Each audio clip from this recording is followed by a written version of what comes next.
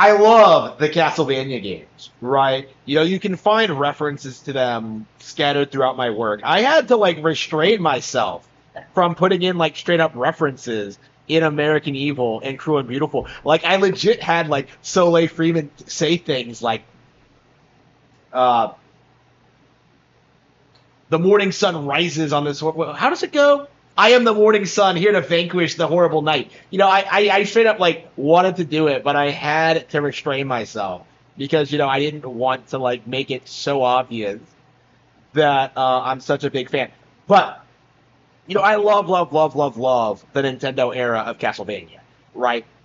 These are amazing action RPGs. They're endlessly replayable. They're so much fun to play. They have so much variety. It's hard to believe that they were pumping these out like year after year in the 2000s, and it really is a good example of just how far we have regressed as gamer culture in the gaming community, where games like this no longer get put out. Honestly, we should have been way more open about how great these games were from the onset, right? Again, we're not going to get any Castlevania games ever again. It's a shame. It's a disaster. I wish it would come back, but it is what it is. It's essentially a dead IP as it stands right now, with no real hope of recovery. So again, we kind of have to like look back at the history of the franchise and see like where it all went wrong, and kind of analyze each and every game and see which one sticks out as like some of the all-time greats and which ones are not so spectacular. And I've gone to great lengths talking about how much I love Aria of Sorrow, Portrait of Ruin, and Order of Ecclesia. Like all of those games are probably in my top five, like Castlevania games, period. Right? And I really enjoy Circle of the Moon, and I talked about how much I don't like Harmony of Dissonance. Like to me, that game is straight up unplayable. It is so bad I've never even finished it. Right? I am not a fan of Harmony of Dissonance. But the second worst of this lineup of games, unfortunately, has to go to Dawn of Sorrow, the sequel to Aria. It's really unfortunate to talk about this, considering how much I love Aria and consider it one of the best games of its kind ever made.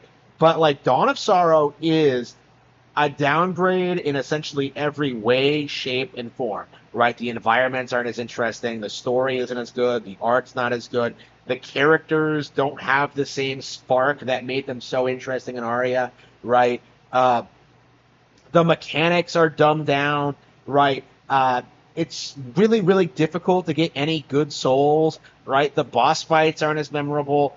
The game is tedious to get through, right? There are definitely good things about it, right? I do think this is kind of like the point in the franchise where they started stepping up their game when it kind of came to boss design, right? When they started coming up with some really original, unique concepts, some really cool powers, some interesting ideas, right?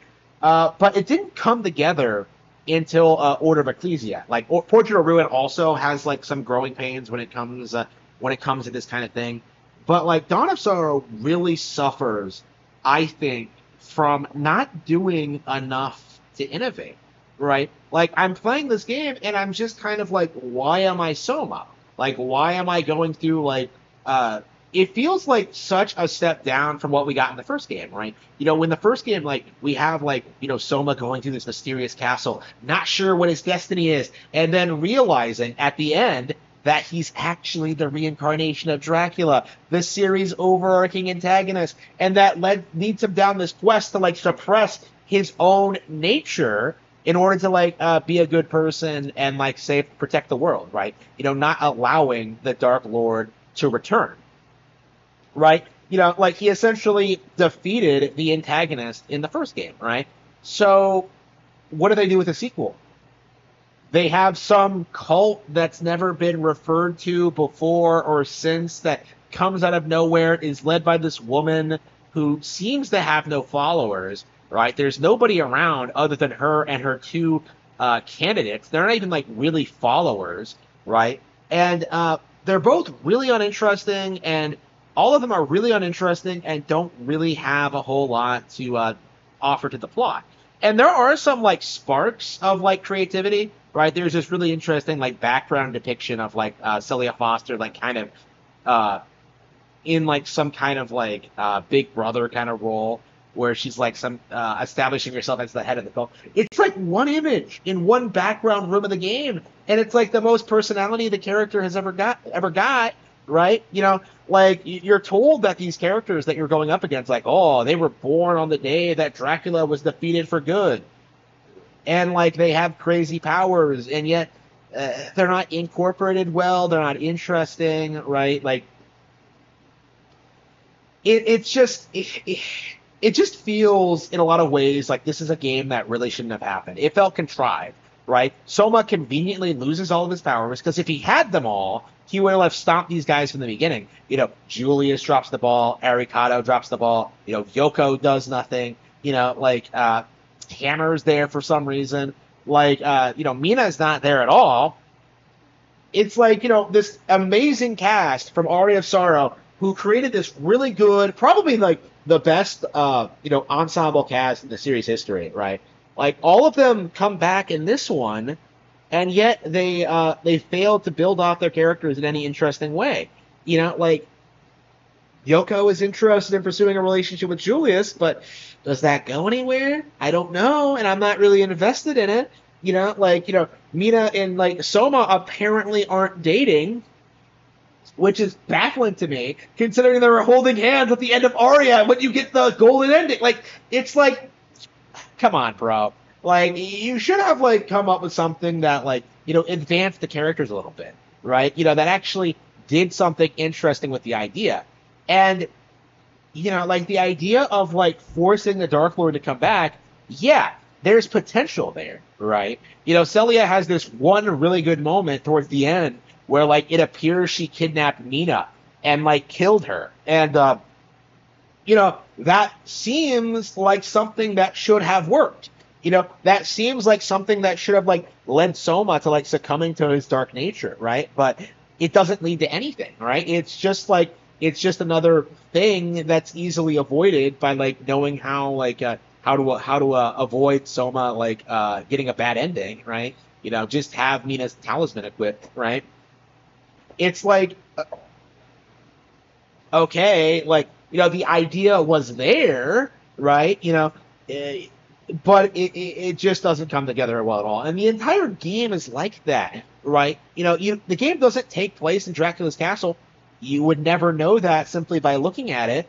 So many of the areas in this game look exactly like something out of Dracula's castle, right? There's no real, like, distinguishing characteristic about it, other than the fact that it apparently takes place in, like, a cold, wintry area, right? That there are, like, actual cars around, right? Like, again, like, the implication, like, going by, like, some of the environment art is that there were people, like, worshiping the cult and doing things and, like, being involved in the plot. Like, you don't actually see them, though. Like, all you're doing is going around fighting monsters exactly like you do in, like, Dracula's castle.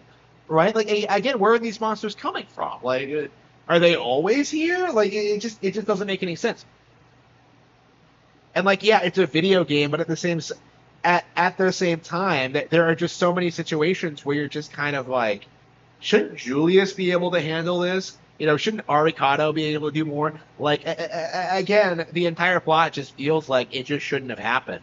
It just doesn't feel as if, like, they knew exactly where they wanted to take the idea. And the gameplay aspect is just... the game is really easy for an Igavania, right? Like, I would say it's probably the easiest one out of all of them. Like, Portrait of Ruin and Order of Ecclesia are brutal, and Aria of Sorrow has its moments, but, like, this, like, the final boss is a joke. Like, if you're prepared, if you get the good souls, which are kind of hard to get because the rate drop rate is so low, but, like, if you get, like, the good souls and you go through the game, like, you're not going to have, like, a hard time at all. Maybe you'll struggle with, like, some of the convoluted aspects, like, getting past, like, Dario in the tower or whatever. I accidentally got a bad ending because I completely forgot about that. But, like, the game as a whole just doesn't come together well at all. Like, it's just very disappointing. Now, it's disappointing But that does not make it bad, right? This is still a very enjoyable experience. It's basic Castlevania stuff. You're going around leveling up your character, getting equipment. There's a new crafting system in this that was not in Aria. That's kind of interesting, but it's easily exploitable, right? Yeah. Again, there are new ideas here, but I think a lot of them were refined and perfected a lot in the sequels, right? Again, significantly so. It's shocking playing Portrait of Ruin again, just how insane it is.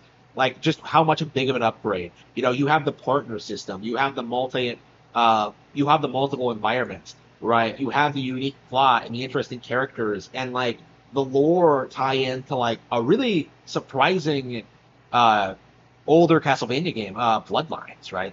Like again, they put an insane amount of effort into Portrait of Ruin and Order of Ecclesia that like I don't think a lot of people would pick up on. And like Dawn of Sorrow, in comparison, feels like a really basic sequel, like to the point where it's just kind of disappointing. And I don't know, like it's been like 20 years, right, since this game came out. I think no, it came out in 2005, I think. Almost 20 years since this game came out.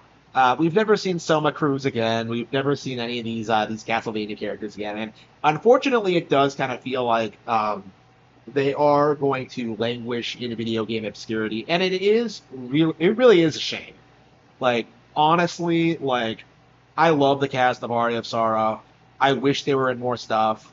In general, I think Castlevania just has a lot of really cool female characters that don't really get like talked about a whole lot. Charlotte, Shanoa, like Mina, like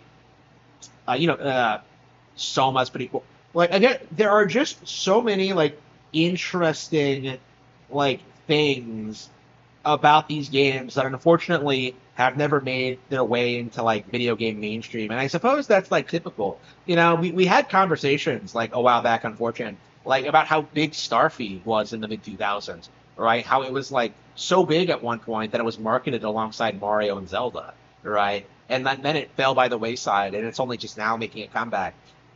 Maybe Castlevania will be the same way. Like, maybe someday with these collections, people will start realizing that like Shinoa and Soma and these characters are actually like, should be considered video game icons. And I'm definitely going to advocate for them and continue talking about what great games these are, even Dawn of Sorrow, even though I just got done making a video complaining about it. But what I want going forward is more people acknowledging just how great this collection of video games actually is.